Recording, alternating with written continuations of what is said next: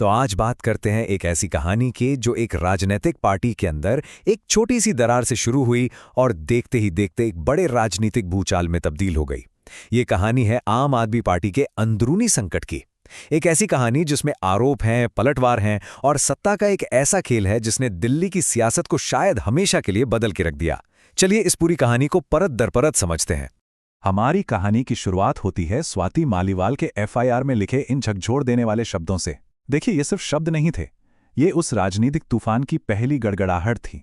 वो चिंगारी जिसने आगे चलकर पूरी पार्टी में आग लगा दी।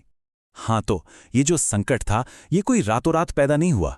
इसकी शुरुआत हुई मई 2024 में एक बहुत ही गंभीर आरोप के साथ, और ये मामला लगभग 2 साल तक अंदर ही अंदर सुलगता रहा। और फिर अप्रैल 2026 में एक ऐसा धमाका हुआ जिसने पार्टी को हिलाकर रख दिया। आइए देखते हैं कि ये सब हुआ कैसे। तो इस पूरे सियासी ड्रामे के केंद्र में था मारपीट का एक सनसनीखेज आरोप। ये सिर्फ कोई निजी मामला नहीं था, ये एक ऐसी घटना थी जो पूरी की पूरी पार्टी के वजूद के लिए एक बड़ी चुनौती बन गई। स्वाति मालीवाल ने जो एफआईआर दर्ज कराई, उसमें जो बातें लिखी हैं वो वाकई बहुत परेशान करने वाली हैं। एफआईआर के मुताबिक उन्हें सिर्फ थप्पड़ ही नहीं मारे गए, बल्कि बेरहमी से घसीटा गया, लातें मारी गईं, और यहां तक कि उनकी ये दलील भी नहीं सुनी गई कि वो पीरियड्स में थीं। ये आरोप बहुत ही संगीन थे। और इन चौंकाने वाले आरोपों को और ज्यादा वजन तब मिला जब एम्स की मेडिकल रिपोर्ट सामने आई। इस रिपोर्ट में उनके शरीर पर चोट के निशानों की पुष्टि की गई। मतलब अब ये सिर्फ जुबानी आरोप नहीं थे, उनके पीछे एक मेडिकल सबूत भी था, जिसे नजरअंदाज करना पार्टी के लिए बहुत मुश्किल हो गया। इस एक घटना के बाद आम आदमी पार्टी में मानो एक सीधी लकीर खिंच गई। पार्टी 2 खेमों में बट गई। एक तरफ थी स्वाति मालीवाल और उनके विस्फोटक आरोप, और दूसरी तरफ थी पार्टी जो अपनी साख बचाने की कोशिश कर रही थी। तो यहां पर एक ही घटना की 2 बिल्कुल अलग अलग कहानियां सामने आईं।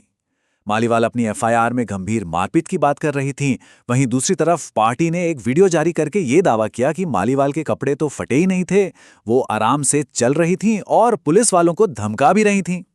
मतलब सच क्या था, ये पूरी तरह से उलझ गया। अब इस बढ़ते बवाल के बीच दिल्ली के मुख्यमंत्री अरविंद केजरीवाल ने एक बहुत ही नपातुला बयान दिया। उन्होंने कहा कि मामले की निष्पक्ष जांच होनी चाहिए और न्याय मिलना चाहिए। उन्होंने ये भी माना कि घटना के 2 वर्जन हैं, जो कि एक तरह से एक राजनीतिक रूप से सेफ स्टैंड था। लेकिन कहानी में एक बहुत बड़ा पेंच था। मालीवाल ने दावा किया कि जिस वक्त ये सब हो रहा था, केजरीवाल घर पर ही मौजूद थे। ये एक सीधा आरोप था, लेकिन इस पर केजरीवाल में कभी सीधे सीधे कोई जवाब नहीं दिया, और उनकी इसी चुप्पी ने अटकलों को और हवा दे दी। ये घटना अब सिर्फ आरोप प्रत्यारोप का मामला नहीं रही, ये पार्टी के अंदर एक ऐसी दरार बन गई जो वक्त के साथ और गहरी और चौड़ी होती चली गई। ये एक ऐसा जख्म था जो लगभग 2 साल तक रिश्ता रहा। और देखिए, ये दरार सिर्फ स्वाति मालीवाल तक ही सीमित नहीं थी।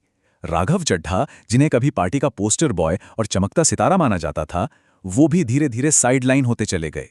केजरीवाल की गिरफ्तारी के मुश्किल वक्त में उनकी गैर मौजूदगी और फिर उन्हें पद से हटाया जाना, ये सब इस बात के संकेत थे कि पार्टी के अंदर असंतोष बढ़ रहा था। लगभग 2 साल के इस अंदरूनी घमासान के बाद वो हुआ जिसका शायद किसी को अंदाजा नहीं था। पार्टी के अंदर की ये छोटी छोटी दरारें मिलकर एक बड़ा राजनीतिक भूकंप बन गई। पार्टी के कई बड़े नेताओं ने एक साथ बगावत का झंडा उठा लिया और पार्टी की नींव हिल गई। और ये आंकड़ा चौंकाने वाला है, 7। 1 नहीं, 2 नहीं, पूरे 7 राज्यसभा सांसदों ने एक साथ पार्टी छोड़ दी। सोचिए, ये एएपी के लिए कितना बड़ा झटका था, और वहीं उनके सबसे बड़े विरोधी यानी बीजेपी के लिए ये एक बहुत बड़ी सियासी जीत थी। और ये सांसद सिर्फ इस्तीफा देकर चुप नहीं बैठे, उन्होंने एक बहुत बड़ा राजनीतिक दांव खेला। राघव चड्ढा की अगुवाई में इन सब ने सीधे अपने सबसे कट्टर विरोधी यानी भारतीय जनता पार्टी में शामिल होने का ऐलान कर दिया। ये एक तरह से एएपी के पतन और बीजेपी के बढ़ते दबदबे का प्रतीक बन गया। और इस पूरे राजनीतिक ड्रामे का एक मॉडर्न डिजिटल एंगल भी है।